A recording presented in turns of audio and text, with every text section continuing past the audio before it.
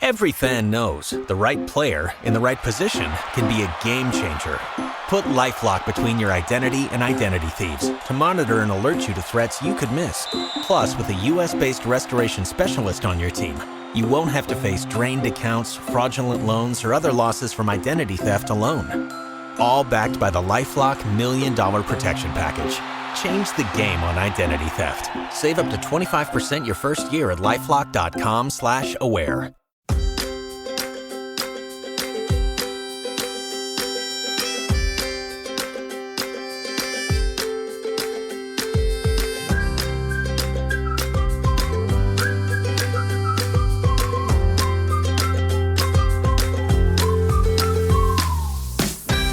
All right, y'all. Welcome back to another live recording of the Jester Section Hiker podcast, your premier podcast with the spotlight on section hikers. And I am your host, Julie Jester Gayheart. And today, y'all, I am fired up. And if anybody's in the chat, you guys need to put some fire emojis down there because I have my fellow podcaster, amazing storyteller, two-time author now. Look at this, y'all. Adirondack Campfire Stories. He's also an entrepreneur and founder of the Seek to Do More program and many more things that I can't even name and probably don't know of. James Appleton is here. He is getting ready to come on the screen here shortly. For all of you that are in the chat, I truly appreciate you joining us this morning.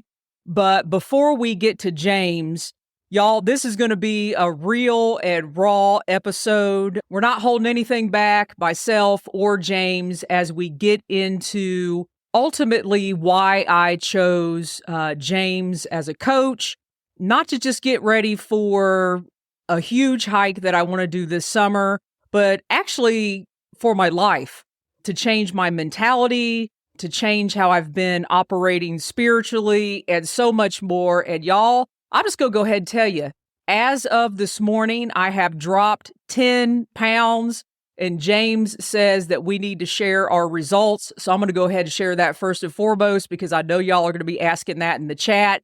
At the last time I recorded an episode, I was down 7 pounds. So we are seeing progress. For those of you that may be listening that are not familiar with what I'm going to call my journey over the last 2.5, almost 3 years. I've written a timeline here. I'm going to go through it really briefly, but I think it's important to go ahead and share that because that is what has ultimately led to working with James. So back in October of 21, I scheduled myself to go in, and what was supposed to be a simple tendon repair in my foot turned into, it was a nightmare. So it's your peroneal or peroneal tendon that goes down the side, starts in your knee, goes down the side of your ankle, and ultimately ends up at your fifth metatarsal. It was inflamed, had some issues, and I was assured, hey, we'll just go in here and clean it up and you'll be good to go. Well, that is not what happened. So almost a year later, in November of 2022, I had to have a corrective surgery. And y'all, I went down some mental battles that I never thought I would go down, but ultimately found an amazing surgeon, Dr. Kent Ellington, who did a corrective surgery. And after that, because of the 2 surgeries in February of 2023, it didn't stop. I had to have part of my sural nerve removed. I had nerve damage in my foot. And that surgery was also done by Dr. Kent Ellington. And so after that, I went through 7 months of physical therapy with Dr. Matt Tracy, who you all met and was on the show a few months back. And if you haven't listened to that episode, I highly recommend you all going and listening to that. This past Thanksgiving, I graduated from physical therapy. And after that, I decided I'm still not done.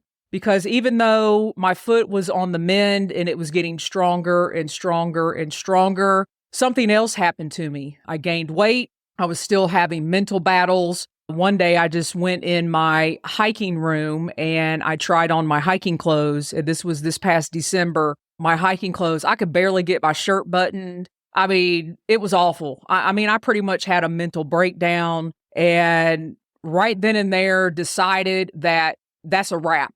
I needed to do something. And I was on Instagram one day, and y'all know that James and I have known each other since 2019. And I knew James had gone through his own transformation himself over the last 10 years. Y'all, James has lost over 100 pounds. He has the #1 podcast in the Adirondacks. He's a hiker. He's a guide. He has a coaching program. And I started following his coaching program probably over a year ago. And in December, I saw a post, and the post said, hey, listen, I've got a couple openings for my coaching program. And you know what? I said, I've got nothing to lose. I know James. So I sent him a DM on Instagram, and James is here to help me tell the rest of the story. So please welcome back to the show, Mr. James Appleton. How are you doing this morning? Julie, I'm doing well. I've already shoveled snow for an hour. So up here in the Adirondacks, it is snowing. We're getting 10 to 16 inches this weekend. So I see in the chat, we have Belinda from Texas. We have Lisa from Alabama. You're in North Carolina. So up here, it is snowing. So I'm in the dead of winter, but unfortunately, I'm shoveling snow. I'd like spring, but overall, I'm good. Besides for winter, just will not go away. And I have to say, y'all, James is in what he calls his shed quarters, actually a place that you have built on your property, and your background and everything looks absolutely wonderful. And you know what, James, I'm excited you're here. I have gotten real personal with you, but I thought we would start off the show with, what were your thoughts when, we know each other as podcasters. We know each other on Instagram. You've been on the show before. We talked about your journey specifically in the Adirondacks. But what were your thoughts when I reached out to you for your coaching services? Let's start there. Yeah, we've known each other for a long time. We started our podcast around the same time. And a lot of other podcasters in that time frame have come and gone. You're one of the only people who's still here from when I knew, as far as like our kind of circle goes. So I've always had nothing but respect for you and admiration, because podcasting's hard. It's hard to keep up. It is a thankless endeavor, but we do it because there's just something about it that we enjoy. Belinda wrote, shoveling snow is a workout that I don't miss. I hear you. I like the winter. But usually here in the Adirondacks, winter starts in like November and goes until through April. So around March, though, you get ready for spring. Like I'm ready for spring, but it sticks around for a long time. So these big snowstorms can be devastating, but you got to get outside into the mountains and enjoy it. Otherwise, it can be pretty brutal. But anyways, I've known you for so long, and I've always had nothing but admiration for you. So when you reached out to me, I said, that would be awesome to connect with you on a deeper level and a more personal level, and to actually be a part of your journey to help you win, especially since we're both in the hiking community. We both love to hike mountains, walk up mountains, walk in the woods. So we had a lot in common right from the get-go. And having known you, it definitely made it an easy transition in terms of chatting and finding out, where are you right now? What are your goals? What are you trying to get to? From there, it just worked. And you're down 10 pounds. Congrats. Go pick up a 10-pound dumbbell. That really is or a 10-pound weight. Like that really will show you mentally, holy crap, this is real weight that I've dropped off of my body. So great work. You get in there, you do the work, even on the days you don't feel like it. Your mindset is just through the roof now. And that is ultimately what it takes to get to any goal that you have, whether it's fitness related, work related, whatever. You got to have your brain in the game, and you're doing a great job. Well, I appreciate that, James. And I think our first phone call, actually, it was a Zoom call. We chatted, it was almost 2 hours, and you asked me many, many, many questions. And I know the first thing I said to you was, look, my hiking clothes don't fit. I want to drop weight. And you were like, well, we can do that, but there are some other things that, come along with this process. Are you willing to commit to these other steps that come along with this process? And I will admit, for myself, it's been a journey, and I'm almost at the 90-day mark already. And when I first started this, Most people ask, well, what diet are you on? Are you like vegan now? Are you like, well, what are you doing? Paleo or what are you doing? And I'm like, well, I'm not doing any of that. Ultimately, you said you can eat what you want, but you have to eat a certain amount of protein a day and you have to drink a certain amount of water per day. So that is just part of the program, but help us squelch some things when it comes to people reaching out to you, like me saying, I just want to lose 10 pounds. Well, there's more to it than that, and you're not going to go on some crazy diet.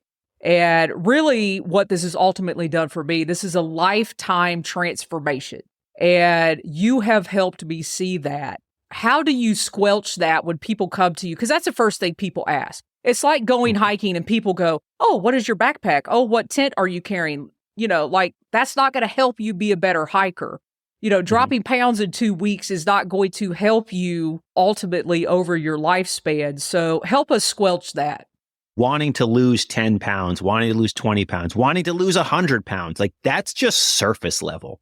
There's so much more underneath that. It's like, why do you want to lose 10 pounds, 20 pounds? It's like, let's take you, for example. You wanted to lose the weight so you can go live the life that you want. So you can go hiking, so you can be on the trail. You can feel confident when you're on the trail. You can walk through the woods knowing that your body and your fitness level is not going to slow you down so that you can enjoy the things you like to do. If you're a father, you want to be in shape. So yeah, we want to lose the dad bod, lose the gut. But like below that, you peel the onion back. Like it's so that you can keep up with your kids. You can make memories with them. You can be the leader that your family needs. You can there's always below the surface, right? So like that 10 pounds, 20 pounds, that's very surface level. So you got to kind of figure out, well, what's below that that's really causing it to be a problem, and also what's stopping you, because you already know. What do you need to do to lose weight? 100% of people on the planet know I have to eat better and I have to exercise. Well, what do you need me for? You already know what to do. So you see that like with the 10 pounds thing, it's like, that's the top of the onion. You peel it back and that's how you get to really figure out what's wrong. Like, what do you need help with? Where are you?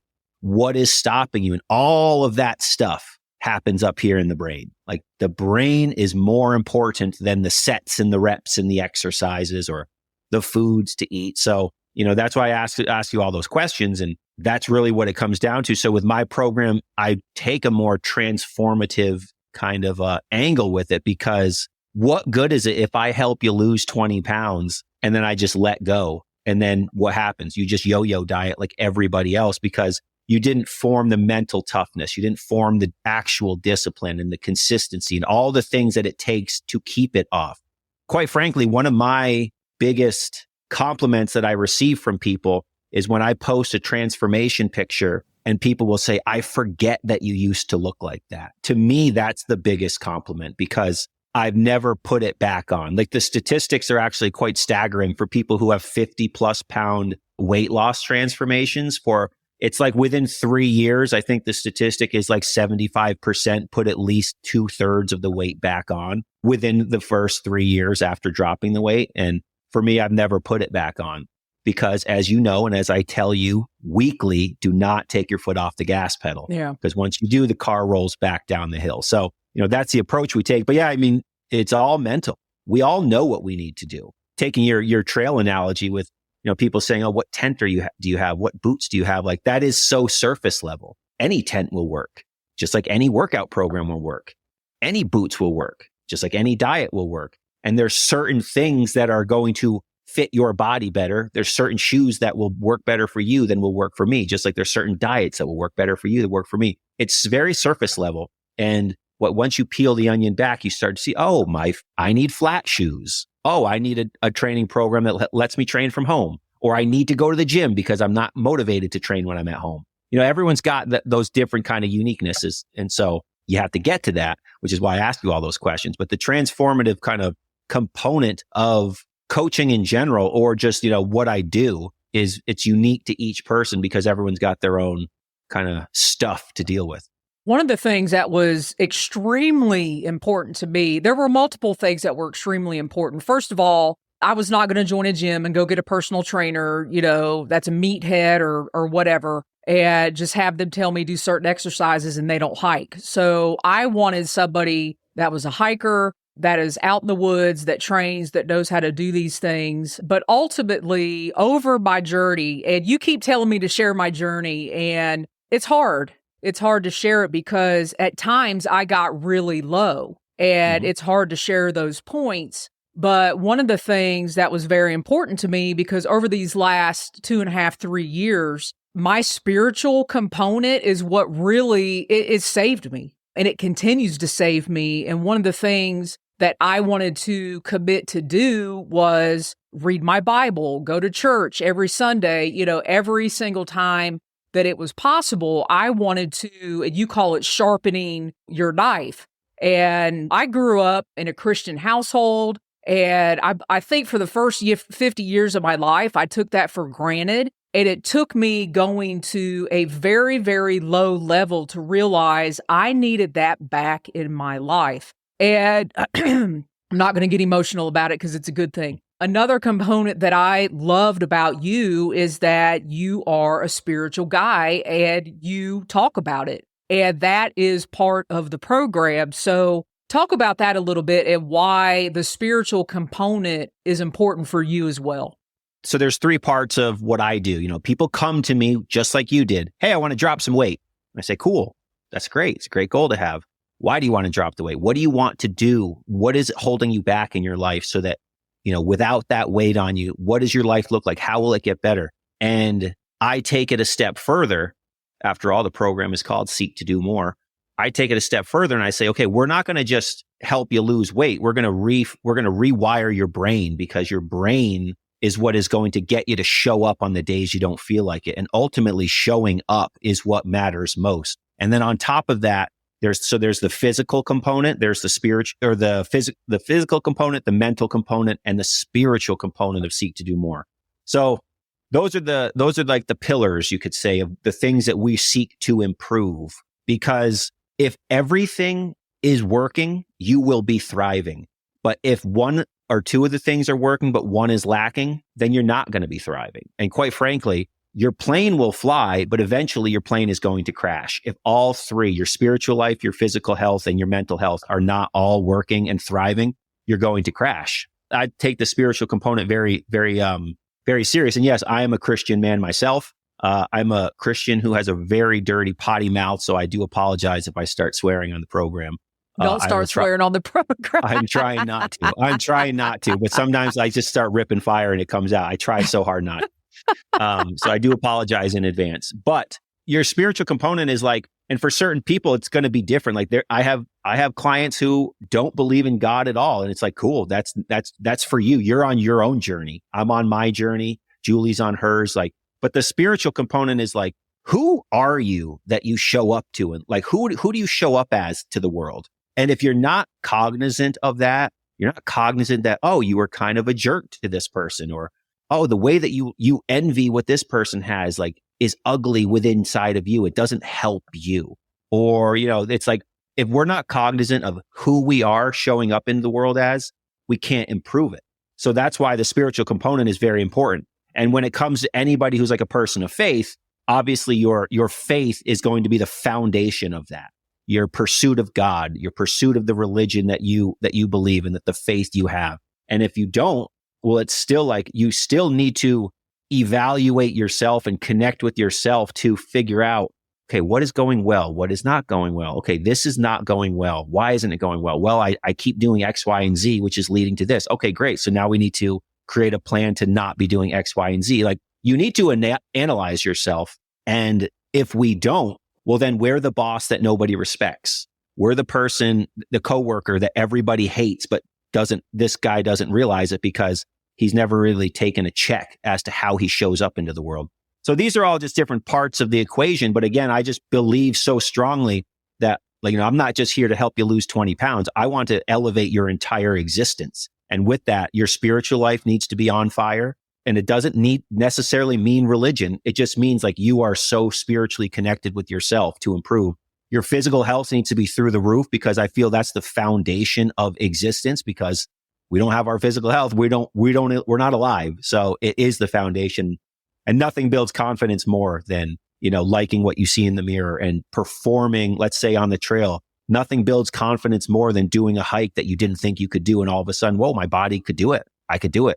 Boom, next level confidence right there. And then your mental strength is really what gets you to show up for everything. All of those things are firing on all cylinders. Life is going to look a lot different for you. And I only know this because I've lived the life. I've been on this journey for 10 years and I've seen it work for me. I've seen it work for all these other clients of mine. And since starting Seek to Do More a couple years ago. So it's like, I know that what we're doing every day to sharpen our blade, as you said earlier, to sharpen our knife, because a dull knife is a useless knife. But when we sharpen ourselves, like we cut better, life moves better. We are just better, stronger versions of ourselves. And I think we all owe it to ourselves to experience our fullest potential, experience like what we have. And, I always tell people, Julie, I've told you this 100 times. I am just your average Joe. But if your average Joe like me can get himself to go to the gym, can get himself to start eating right, and can go on the journey and see it through and continue seeing it through. I still fight the same battles now that I fought 10 years ago when it comes to your diet, when it comes to your training, but I just have gotten better at winning those battles because that's really what it comes down to. The battles never go away. You just get better at winning them. But if I can do it, well, so can everybody else because I am, again, average Joe. I always use this as an example. Small high school, small town that I went to, that I live in, 66 people in my graduating class. I graduated, I was number 33 when it comes to GPA in my graduating class. So like I was the average Joe of average Joes. But if I can do it, so can everybody else. And I genuinely believe that, like with every fiber of my being. And if you're the type of person that kind of rolls their eyes when they see, when people say that kind of cliche that like, if I can do it, you can too.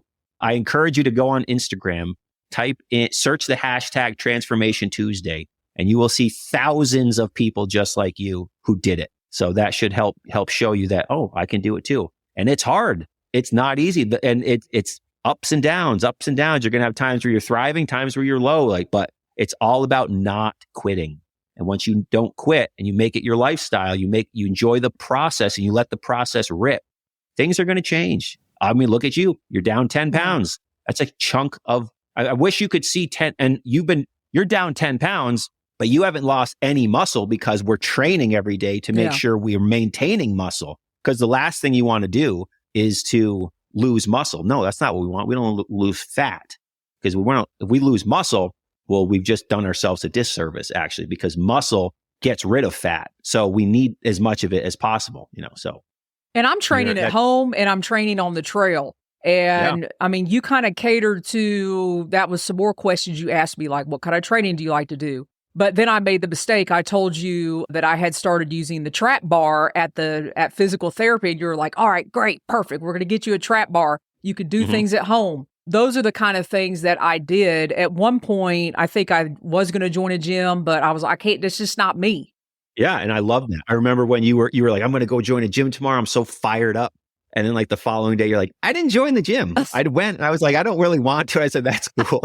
I was like, that's fine. But it's funny because you were so fired up and then you went there and I get it. I went to the gym and I was like, I can't do it. I can't do it. Yeah. And I totally get that. And you are not alone in that thought process. I trained in my garage. So I invested in a home gym, best investment I ever made in my life. And of course it started with like $600 investment. And now I have probably $10,000 worth of stuff in there. But like over time, you just buy one thing, then you buy another thing. And it's like, over time, but best investment I ever made in my life. Even just the drives to the gym. Well, if I can save myself 20 minutes of driving, like, well, there's half your workout. Boom, right at your house. But then there's other people, like I have some clients who just cannot train at home. They have to go to the gym because they need that separation.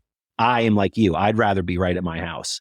And I travel all year long for business and work. So I constantly have to train in commercial gyms. And every time I go in, I just cringe. It's not the environment for me either, because I'm like a grungy garage gym kind of guy. But I see Onward with Omi asked a question. Yeah, let's pop that up on the screen here. Hey, Omi, it's good to see you. I hope you are doing well.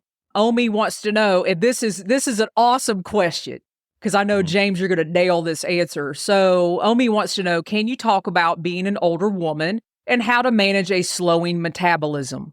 First off, as a podcaster, this platform is absolutely amazing. Like this whole platform where people are chatting in and asking questions and you can put it on the screen, amazing. But I told you, James, you got to get on it, man. It really is. Just like from fellow podcaster to podcaster, like, holy cow, this is cool. So being an older woman and how to manage a slowing metabolism. Yep. You need to be focused on eating protein because the older we get, our body sheds muscle. So even from 35 years old, your body goes over the hump of saying like, I don't need the muscle if I don't use it. A slowing metabolism, actually what you need to be doing is eating a high protein diet.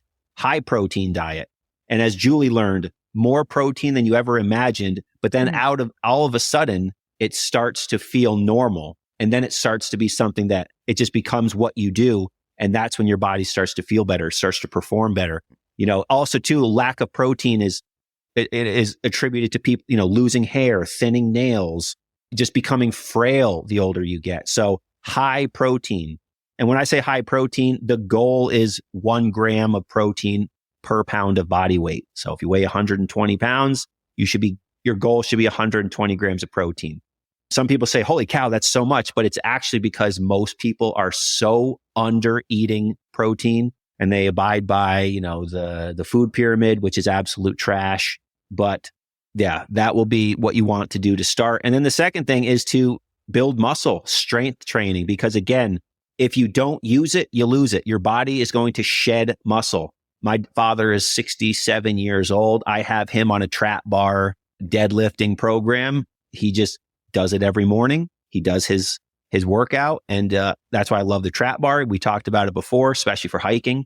It's the best exercise, whether you're a 10-year-old kid, or you're a 85-year-old woman. I think the trap bar deadlift is the number one exercise everyone should do. It just mimics picking something up off the ground and just in like the most biomechanical way where it's just your hands are at your sides. You just bend over, pick it up off the ground. All the muscles in your body are working together. It's just a very simple, natural movement. But by building muscle, you are going to boost your metabolism, which is what we want, right? We want to be able to eat and our metabolism work for us. And when you eat a high protein diet, the food that you eat doesn't store in your body the same way. Protein builds muscle, maintains muscle, and keeps you full. Carbs are energy, and carbs aren't the devil, but the reason that people have demonized carbohydrates, like carbs themselves are fine. The problem is it's a lot easier to eat 1,000 calories of rice and potatoes than it is 1,000 calories of beef or chicken, right? It's just easier to do that. So we can overeat carbs pretty easily.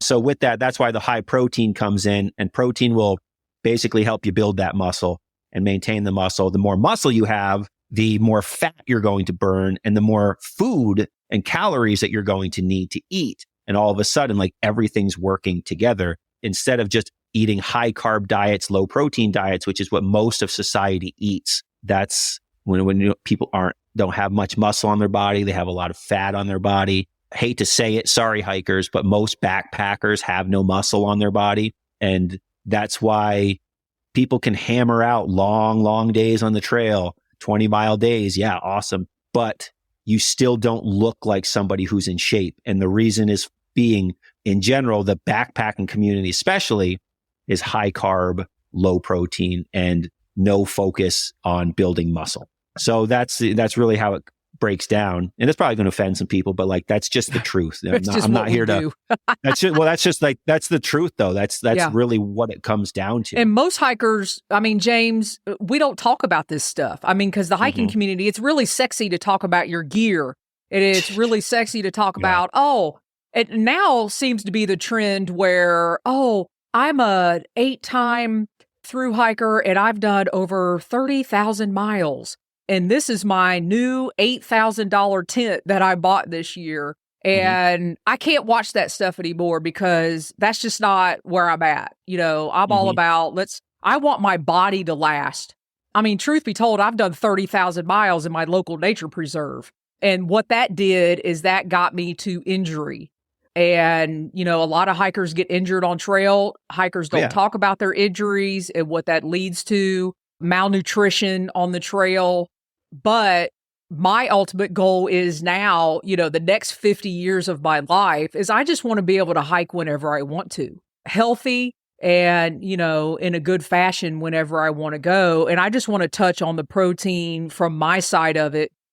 Y'all, I'm not going to say how much I weigh because it is just totally embarrassing. I can't even deal. I'm still not dealing with how much weight I let myself gain over these last couple of years. And that's something that I'm still processing. But when it came to the protein, James was like, you need, let's start you off with X amount of protein.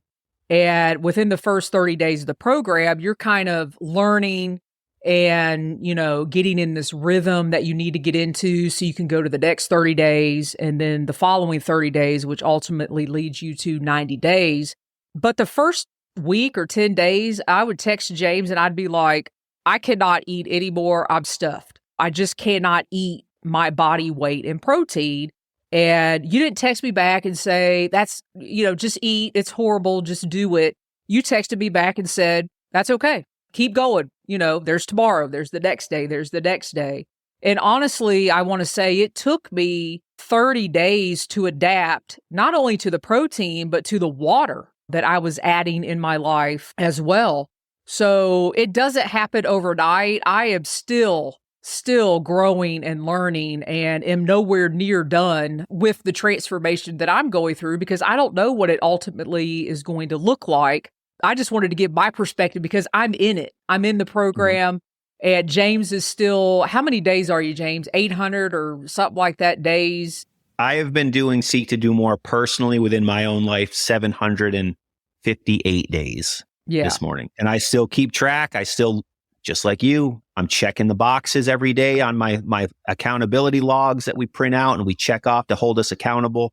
I have a binder. It's like this thick, just of pieces of paper that are printed out because if we don't hold ourselves accountable, nobody else will. But yeah, I'm in the trenches, living the same life, doing the same things that I have you and all the other clients doing because what's the alternative? The alternative is I let my fitness slip. I let my mental health slip. I let my spiritual life slip. And I can't afford that. We only get one chance at this life.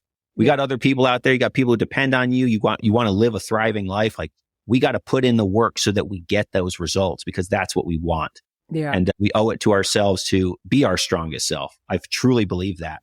I'll say in these last 90 days, I mean, I have put you through the ringer, really. I've had to relearn how to go out to eat. And I don't even like going out to eat anymore because it's just by the time I get done ordering, it's like plain this, plain that. Don't put this sauce on there. Don't do this. Don't do that. I'm like, I'd just rather cook my meal at home.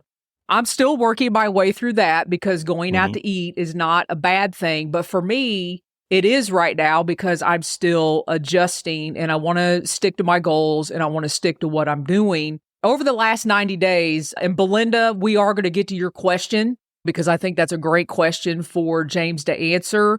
But I want James to answer this first because I want y'all to know what James has been dealing with me. Within this first 90 days, I'm getting ready to hit 90 days here in less than a week. I've tried to quit. I've been sick, not once, but twice. And my most recent sickness was this week. I think I got norovirus is honestly what I think I had. I had a stomach bug, y'all. It about killed me dead. And I texted James and I said, look, I am freaking dying. And you didn't respond in any other manner than I thought you would. You were like, all right, well, now we have to adjust. You can still do this. You can still do this. And if you can't eat, don't force things. How do you deal with people like me? Because I look at myself and the number one thing I deal with, and I'll be honest with everybody, is self-sabotage. And you told me I can't remember if you said knock it out of the knees or something like that. Every time I try to self-sabotage myself, stop it, is basically what you said. Because for the last 50 years, I've rewarded myself with food. You have a celebration, you eat. You feel terrible, you eat. You want to get that, instant satisfaction. And I mean, you've been dealing with me over the last 90 days, so I commend you for that. But how do you coach someone through these processes, especially when I wanted to quit? Well, you've been a dream. And I say that I get so much energy from you because you are so mentally on fire. And that's what this is about. Like the physical fitness, the physical, goals come when you're mentally on fire. Like that's what happens. That's why I put so much focus on your building mental toughness, building this fortitude where you're going to show up. And that's what matters most, is showing up. The sets, the reps, the exercises, they're secondary. Showing up is what matters most. And long-term, not quitting, keeping going. You asked a lot of questions, so let me touch on So, on a well, lot first of of all, yeah, I quit. I've been sick twice. Yep. And I had to travel. I went out of town with students for 4 days. Oh my God. Yep. And going out to just obstacles, what people would call obstacles, but I don't think we really call them that. The biggest part of Seek to Do More is learning to overcome your circumstances. You hear me say that all the time. We learn to overcome our circumstances. Yes, I'm traveling with the kids. Okay, I don't feel well. I have no time today. Great. You can still do it. And when you start to get over that mental hump where once you hit a roadblock, it stops you dead in your tracks. But once you start to become the type of person that says, okay, I hit a roadblock. What am I going to do? Am I going to walk around the wall? Am I going to climb over the wall? Or am I going to bust through the wall? And when you start to kind of think about it like that, all of a sudden, I'm traveling, I have a field trip with the kids. Okay, well, nobody's forcing any piece of food down your mouth. You can still make the best possible choices and you could still let you keep moving forward. Or you don't have time today. Okay, I don't have time today. This happened and this happened and this happened. Okay, so does that mean you're just going to do nothing? No. You got 10 minutes. Okay, great. We got 10 minutes. Make it count. Like when you start to kind of default to this, I'm going to overcome my circumstances no matter what, you become absolutely unstoppable. And that's what we're here to do, because that is what gets you to show up to the gym. And when you keep showing up to the gym, you lose the weight that you're looking for. When you keep showing up for your relationships and doing the things that make them better, all of a sudden your relationship is thriving. And that's good, right? That makes our life better. You do the things that sharpen your mind. And when your mind can think well, you can concentrate, your brain is working well. Well, all of a sudden you can do everything else better too. You're better at work. You're a better employee. You're more articulate. You're smarter. You're operating at a higher level than the average Joe. So we do all these things, but it's about overcoming your circumstances and all these things, being sick, having this field trip, all these things. Like you can still do stuff. And when you start using these challenges as a opportunity, you look at them, this is an opportunity to show myself, what am I made of? What am I capable of? For example, you were sick. So I said, okay, cool. Here's an opportunity for you to show yourself just how freaking tough you are. Okay, what can you do? Well, you had a stomach thing. Okay, we can go out for a walk, right? Great, go for a walk. You can still read. You can still, focus your time on learning that we do every day. We have these 7 commitments that we do every day. Great. You can still do all these other ones. Great. Make it happen. And you can still do versions of the other things too. You don't have to let the challenge stop you. But 99% of people, once they hit that first roadblock, it's all over. And that's what I try to keep you in the game, learning and figuring out for yourself and having these light bulb moments where, I can jump over the wall, go around the wall, or bust through the wall. And when you do, the world better watch out, because that's when you've arrived and that's when nothing will stop you, which is why we use the phrase unstoppable, because that is when you are become unstoppable, quite literally, in fact. But yeah, it's about overcoming your circumstances. Life isn't always going to be, sunshine and rainbows. In fact, it rarely is. When you can continue moving forward towards your goals despite unideal circumstances, that's when you're going to get to those goals, because everything is a series of ups and downs, just like climbing mountains, up and down. You're in the valley, you're on the peak. You're in the valley, you're on the peak. It doesn't change, but your mindset towards challenge and overcoming it will change when you hold yourself accountable. You start doing the things, whether you feel like it or not. As doers, we talk about this all the time in our coaching sessions. It's like, we don't operate on emotions. We operate on standards. When you have standards, your emotions are irrelevant. You're going to show up because we have standards that we're here to uphold. And those are the standards that get you the weight loss. They get you the changes in life that you want. So you can go hiking. It's like, You could be backpacking saying, backpacking's gonna be hard today. I don't really want to do this. But you could also say, oh, this is what I plan to do. So I'm going to go do it because whether I feel like it or not. And when you get there, you will always be happy. I'm so happy I pushed through. I'm so happy I used this day where I didn't feel like it as an opportunity to show myself just how freaking tough I am, because that will come later in life when you have real problems. Like, we use what we learn in the gym as training, as literal reps for life. Getting yourself to show up to the gym is easy. What's not easy? Tragedy, death, bills, unexpected, hardships. But when we've done the reps to show ourselves how A, mentally strong we are, B, physically strong we are, and C, how just tough we are and gritty, well, all of a sudden we have these challenges. We have, these bills come up. It's like, okay, I can sit and piss and moan and cry about it, or I could say, okay, I got these bills. They suck.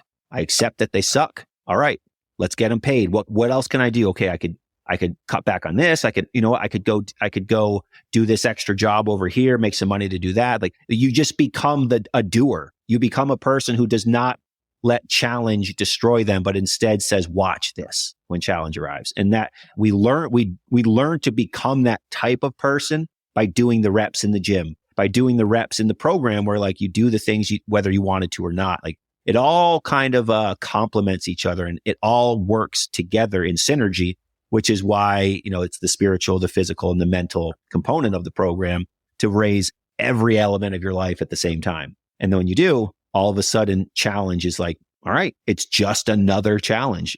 And then after a while, you have them stacked. You have quivers.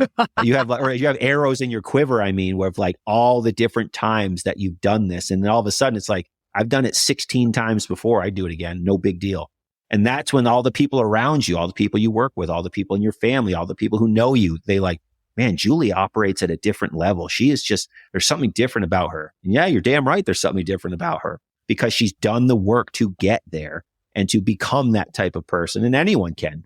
You just need the right accountability. You need the right system. You need the right kind of thought process to get your brain to kind of rewire itself. That's why I'm on day 700 and whatever, 50 something. Because what's the alternative? Going back to who I was before? No way. That's not an alternative anymore. No way. Yeah. Long answer, but also you asked like 18 questions. So I did. I had to hit them all. I had to hit them all. But more practical answers, because so many people want some practical answers to those. You go out to eat. You don't know what to order. Okay, what can you order that is a better choice? Also, there's other ways to do it. It's like, okay, you're going to go out to eat tonight. Okay, cool. What can I do today throughout the day to make up for that? Let's say I just want to go out to eat. I just want to enjoy my meal, get something really awesome. Great. Be super clean throughout the entire day. Go get a workout in right before you go to the restaurant, or do an additional little like 5 or 10 minute burner exercise, workout today. Do a second one. Like, there's so many things you can do to set yourself up to enjoy those times. And then also at the restaurant, you can just say, okay, what's the best choice that I can make? There's different ways around it, but you see what I'm saying is like the foundation is, what can I do to keep moving forward as opposed to crumbling? One of the things that's coming back that you told me to do in the very beginning, and this will probably help people because this helps me tremendously, because I love to eat chips. I'm a chips person. So in the evening, I need a little snack. Well, a snack turns into like a whole bag of chips, and then I feel disgusting, and then I don't like myself. So I have that pattern with chips. I just can't help it. And one of the things that you told me was, well, this is how I deal with chips. You eat chips at other people's houses. Like if you go to a birthday party or whatever, if you go, watch the football game or the basketball game, it's March Madness. If you go over to somebody's house, you eat the chips at their house and then you go home. I mean, a handful or whatever. And I have used that mentality. I have not eaten chips. But you haven't said don't eat chips. You said just not now. When you have goals you're going for, yeah, you can still have them. And it's about not doing things that are going to derail you. Some people, my wife is very good at this. She can so easily just have a meal and like it not phase her. And then the next meal, she's right back, like no phasing. And that's great. A lot of people, that one meal, once you crack the door open, the door opens more and more and more. And then all of a sudden you're just like off the rails.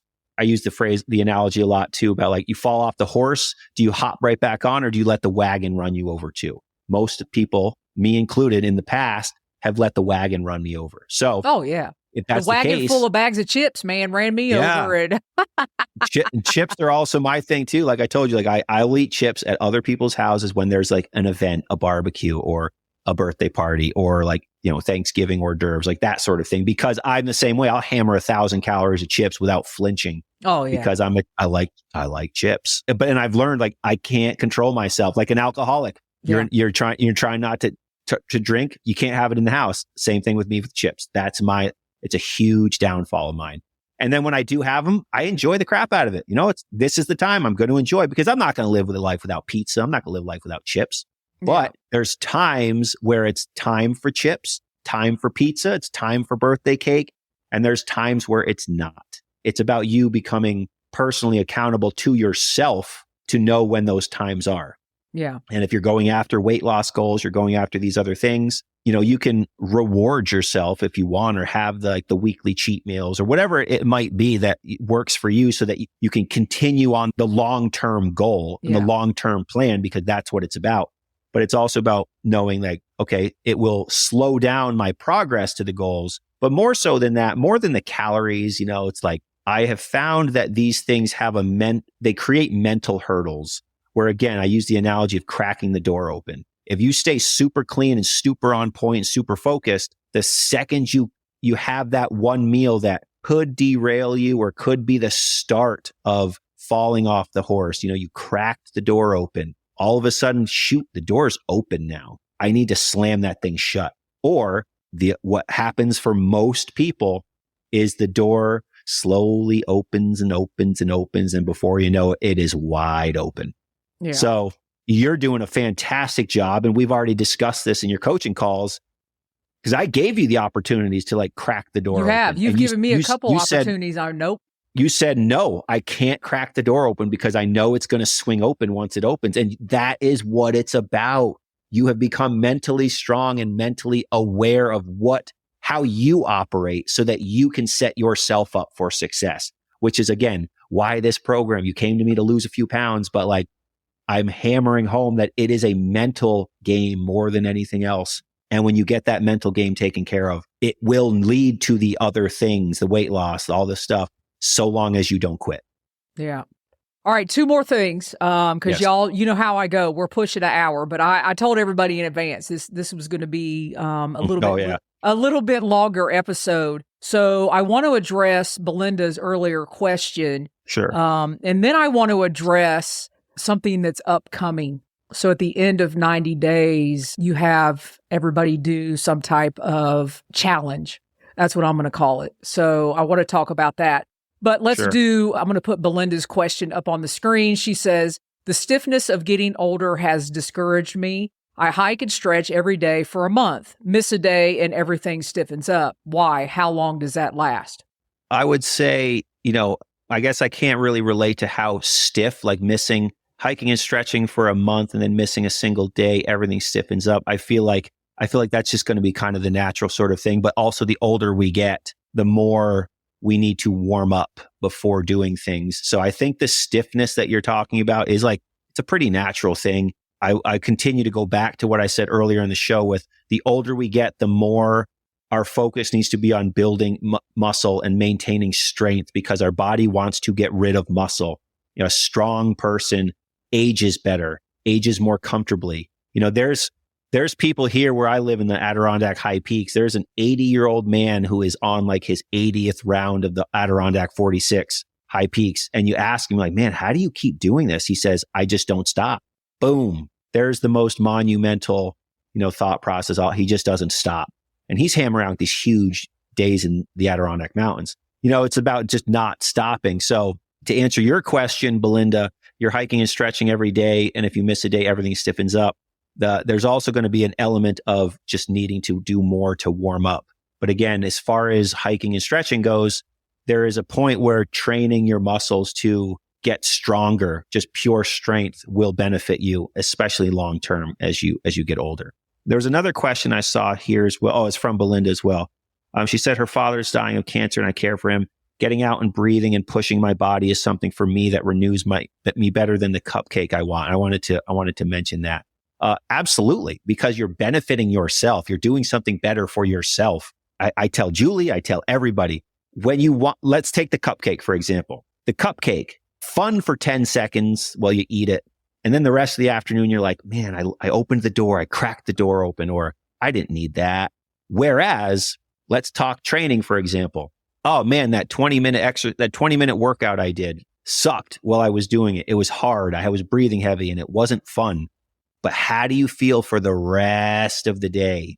So it's like, there's that, the old expression or the old cliche, when with eating something like unhealthy, a moment on your lips, forever on your hips. It's the same concept. So it's like that cupcake was good for just 2 seconds. And then the rest of the day, you do have that kind of mental like, oh, why did I do this? Or if you had like a really crappy meal versus if you eat the healthy meal, you eat the clean meal, then for the rest of the day, you actually have a mental boost. You feel stronger mentally because you didn't give in to those demons inside your head saying, oh, have the cupcake. It's just a cupcake.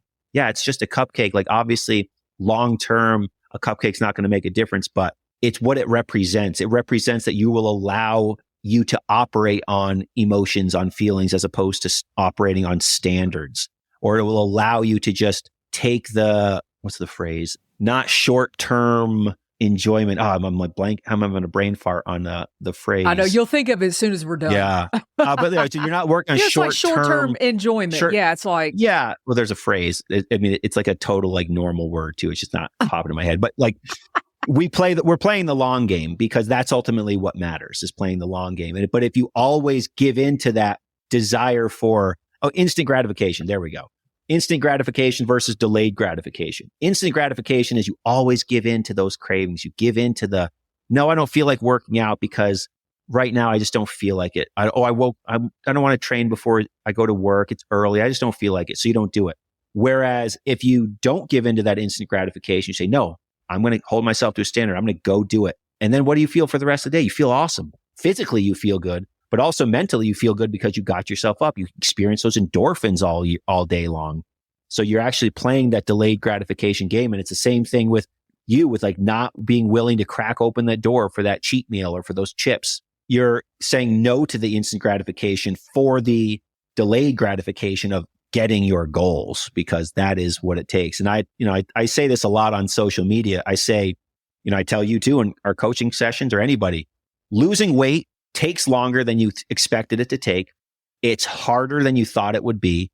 The weight comes off so much slower than you expected. But as long as you don't quit, it will be so much more satisfying and than you ever imagined. I mean, than you ever imagined. It is. And I'm still working on my food. As soon as it's always work. You're always going to be working on it. Like I'm never sending you process. Last Saturday, I think I sent you pictures of everything I ate to still make sure I'm on track. And then I got sick this week, so everything's been derailed, but I'm getting back on track. And that just proves the point that, I'm almost 90 days into this thing and I'm still trying to make sure that my food is on point and the things that I do are on point. And I just can't go back because I can never, ever, ever, ever have anything happen to my foot again. I don't know if I could mentally handle it. Well, it's just not going to happen because I'm building strength. And I'll bring up another point too. During one of our coaching calls, I think I told you, my surgeon said, or somebody said, hey, listen, if you get to 90% of where you were, that is awesome. And I had that in my brain like, well, I mean, if I get to 90% of where I used to be, and you were like, absolutely not. I mean, you just kind of, you didn't say it in that manner, but you said, I don't understand. Why would you not want your foot to be 100% of what it is right now? So, talk about, I had this mindset that somebody told me, well, you're only going to be 90%. My original surgeon, y'all, this is the truth. My original surgeon told me, you will never walk barefoot again. And I just want to walk into his office one day and be like, here you go. Let me show you this card. Yeah, I don't know if you can see it. Not only am I walking barefoot, but I'm getting ready to hike on the trail this summer, but I'm not. But when you have people tell you things like that, I mean, it plays a mental toll on you. And then you begin to believe it. And working with you, I no longer believe that, because the more I build strength, the better my foot does. I guess you could talk about how you squelched that for me. Mm-hmm. That No, mentality. I remember that call. In fact, I remember saying to you, we're not going to get you to 100%. We're going to get you to 110%. We're going to get you better than what you were before, because why would I have limited thinking from the doctor saying, like, putting that, on you that you're never going to do this again. No way. We're going to be better than we were before. And when you believe that, all of a sudden things start to change, and you'll do the work. You get moving in that regard. That's why we use the phrase unstoppable, because you're not going to accept that. I went, last year I ran a half marathon. I am not a runner. I'm a 215 pound power lifter. I like to lift heavy weights. I'm not a runner.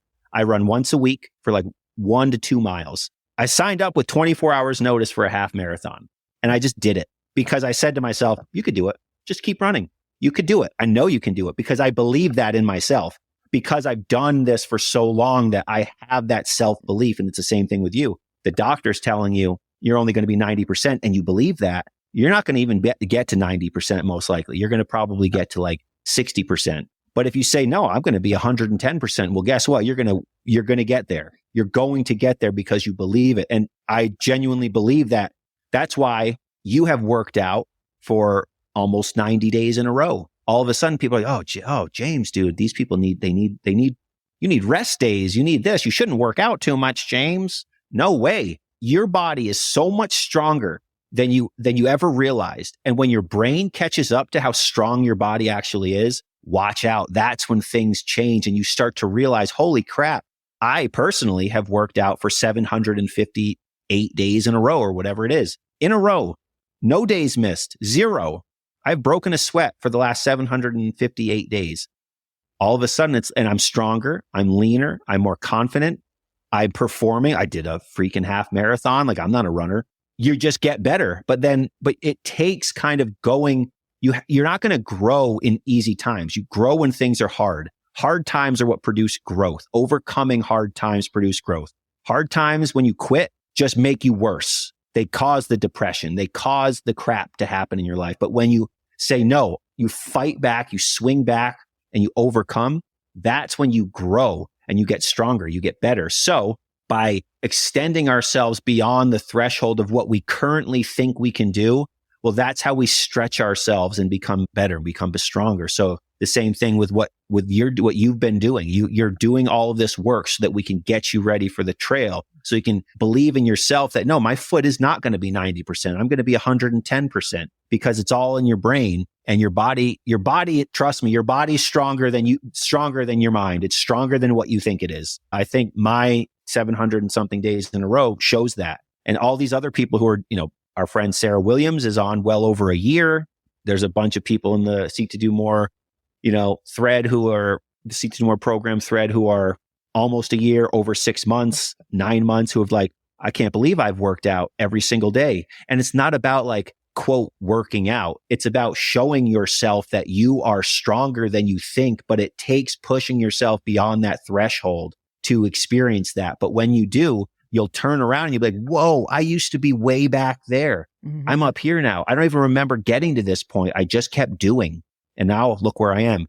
That's why I use the analogy of sharpening your blade. You don't notice a knife getting sharper. You take a dull knife, you touch the blade. Yeah, it's super dull. Then you start swiping it on a whetstone. Swipe, swipe, swipe. It's getting a little sharper. You touch it again, it's a little sharper. Swipe, swipe, swipe, swipe. And then all of a sudden you touch and you're like, holy crap, look how sharp this thing is. But you didn't see it changing. You didn't visually see it getting sharper.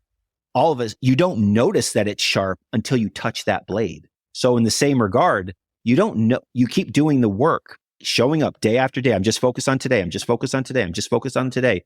All of a sudden, you get to the starting line of that half marathon, and then you get to the finish line. You're like, my God, can't believe I did that. Boom. All of a sudden, I just leveled up another level mentally because I just showed myself what I could do. I showed myself how sharp my knife is. Or in the same regard, all of a sudden challenge arises. You have to overcome this challenge that's put in front of you that you didn't ask for, but you're here. And then all of a sudden you approach it differently. You say, no, bring it on. Bring it on. I got this. I'm a card holder. I can do this. And then you approach it differently and you're like, whoa, I wouldn't have done that before when my blade was dull. No, my blade is sharp now. So now it's time to slice. And then that is what changes things in life. And you see, I hope everyone listening sees how like it starts with this idea of like wanting to lose weight. Mm-hmm. But when you build your mind to be that type of person, the weight loss is just a way, it's a catalyst for bringing you to this place. It's a catalyst for bringing you to that place mentally. And you've been doing an amazing job yourself, because I see it in our coaching calls every week. You're so fired up.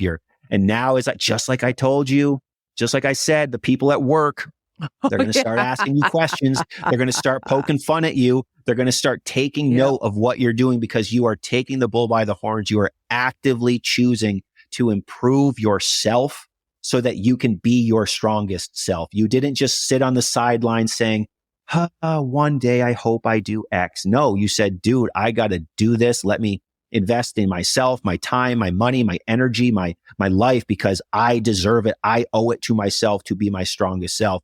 And now you're reaping the results. You're reaping the benefits. But not only that, because what good is a sharp knife if it just gets thrown in the drawer? Your knife is sharp. And now what's happening at work? People are asking you about it. People are noticing you. You're inspiring other people to make a little better decisions. The woman about the water and the soda you told me, hey, she's like, hey, I'm drinking water instead of soda. Aren't you proud of me? You inspired that. You impacted her. You are living with intention. And when we live with intention, we impact the world around us. And that's what you're doing. And I told you that's what was going to happen. I had a lady yesterday. She teaches in the classroom next to mine. And she said, I don't know how you're so calm all the time. And I was like, I didn't think I was calm. She's like, you don't let anything bother you. And I was like, really? Like, that's not how I feel inside. Yeah. Well, it's funny. I get that from people too. And I always tell people, never let people see you sweat. Don't let people see you sweat. Yeah. But on the inside, a bunch of people ordered pizza yesterday, and one lady came up to me. She's like, Gayheart, we didn't even ask you. She's like, don't take offense. I know you're going to eat lunch with us, but we didn't ask you because we know you're not going to eat it. I said, I don't take any offense. Let's eat lunch. Like, let's I eat still lunch. want to, I'll bring my food. You have your food. We'll enjoy ourselves and make the focus not on the dopamine we get from food, but the dopamine we get from like human interaction, human connection. And that's probably the biggest problem with food. The biggest hardship is we have become accustomed to getting dopamine from food. Yeah. But when we start to realize that, it's like you open the fridge for the 7,000th time, this tonight, it's like, am I hungry or am I searching for a quick dopamine hit? Do I need a quick fix? And I think I've told you this, I use the salmon and vegetables test. I said, if somebody offered me salmon and vegetables, would I eat that right now? And I'm like, I'll eat salmon, but like, my God, am I never going to choose it? Yeah. And if the answer is like, yes, I would actually eat salmon and vegetables if someone gave me, oh, that means I'm actually genuinely hungry.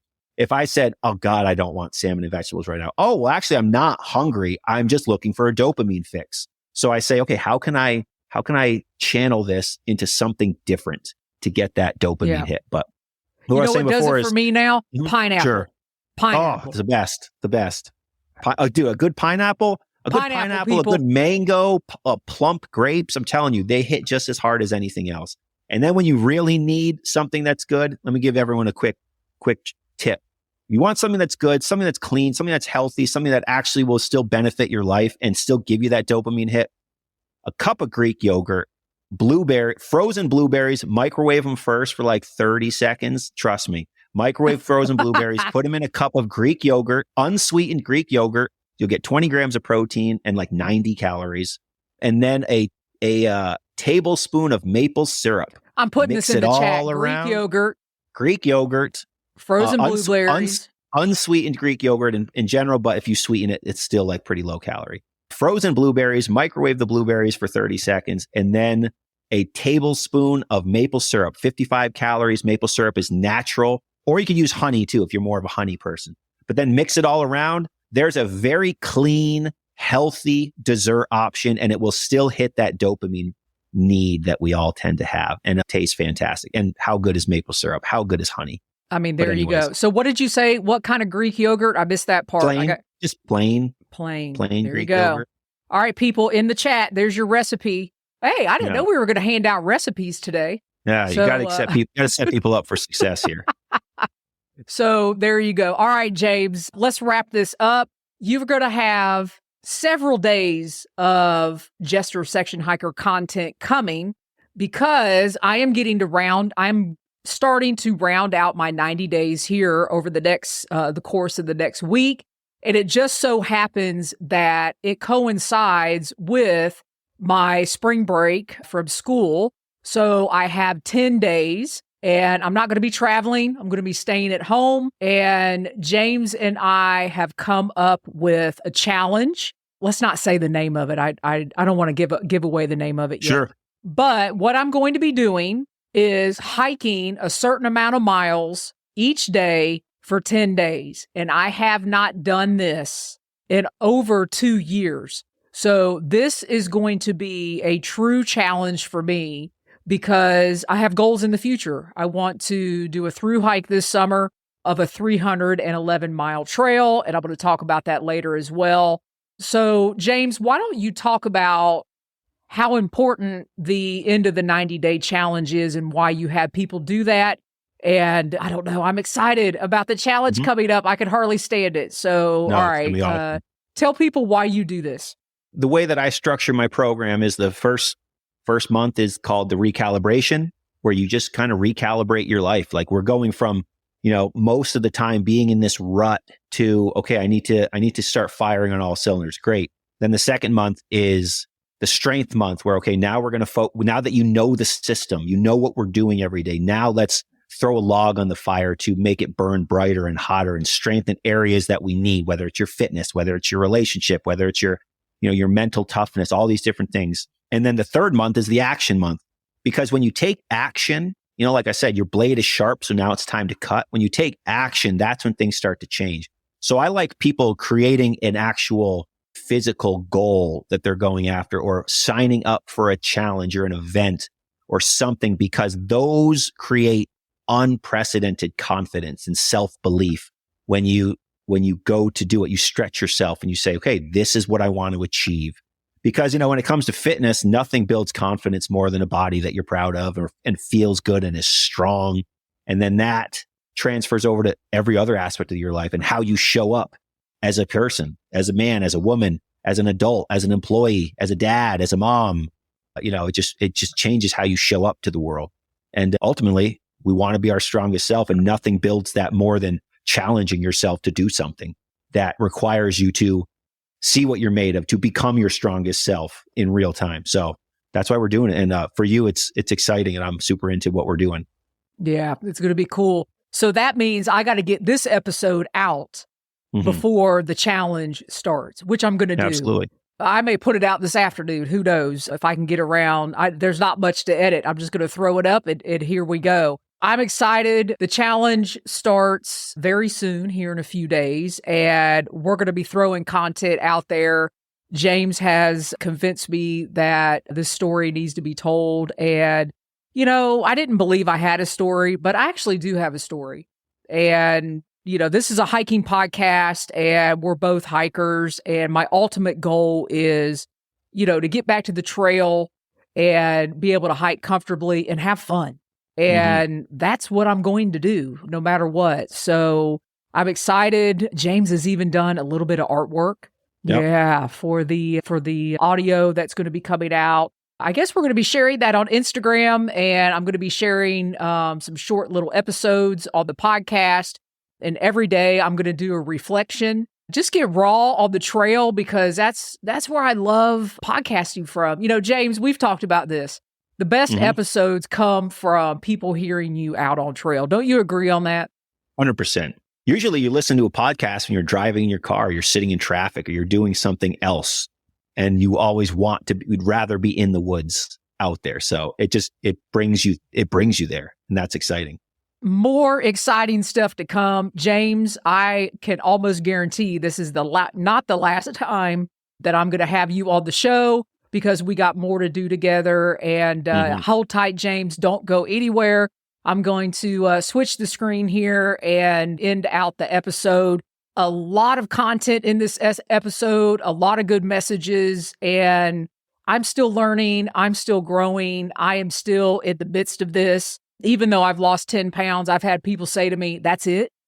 No, that's not it. I mean, if you want to hear the full story is what I tell them, let's sit down and have a chat.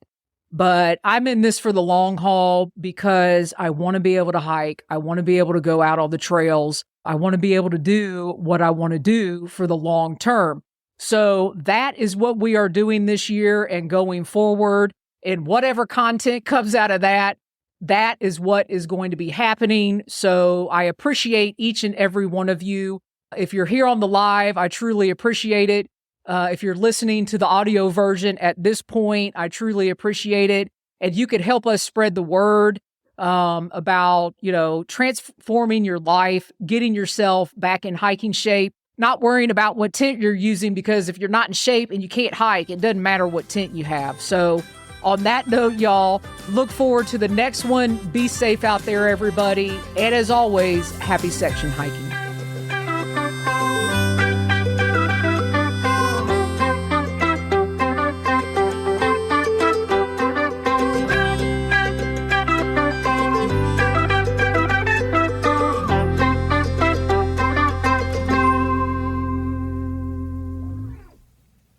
Get cash for clothes at Plato's Closet in North Charleston and West Ashley. It's so easy. Recycle, earn cash, repeat. We pay cash on the spot for your trendy, gently used clothing, shoes, and accessories. At Plato's Closet, we buy all seasons, all day, every day. It's time to clean out your closet and cash in. Bring in your denim, graphic tees, athletic wear, shoes, handbags, and more. Sell your styles to Plato's Closet for cash. Then, do it again. Plato's Closet, located in West Ashley on Sam Rittenberg Boulevard and North Charleston on Rivers Avenue.